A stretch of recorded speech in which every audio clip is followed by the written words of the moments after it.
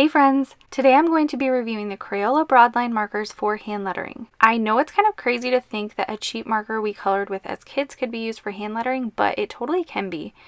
And in fact, it really can create some beautiful hand lettering. I want to show you just how the tip looks when creating up and down strokes with this marker. Now keep in mind with this clip, I'm holding my paper upright to point at the camera, which is facing down at my desk. So the strokes are a bit shaky and crooked since I can't really see what I'm doing. But even so, you can see those thick and thin lines. So imagine what this could look like when you practice and you're not trying to write with your arm in the air while looking through the camera viewfinder. So the first thing that I want to mention about these markers is that as you push hard for your downstrokes, the tip of your marker will begin to bend the other way. Now that's okay, and it just means that you need to rotate your pen and push it back the other way.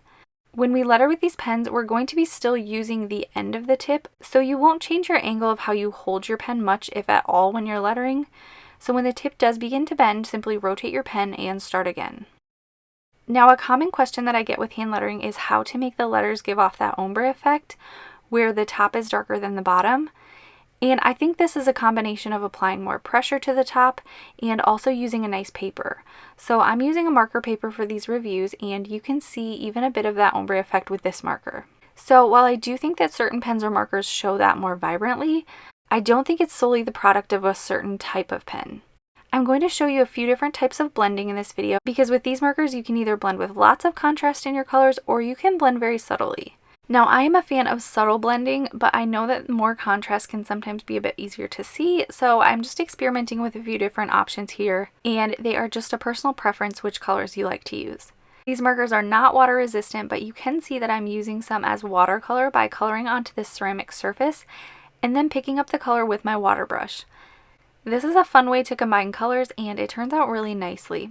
I also wanted to show you this marker on some lettering worksheets. I hope that you can get a bit more of an example of what this marker looks like with hand lettering. This particular worksheet is my Simplified Lettering Beginner Bundle that comes with the alphabet, but it also has practice words, so you're able to work on letter connections as well as letter formation. I will leave a link in the description box below for more information on these, and if you'd like to see more pen reviews for hand lettering, I will link the playlist for those as well. Thank you for watching, and I'll see you in the next video.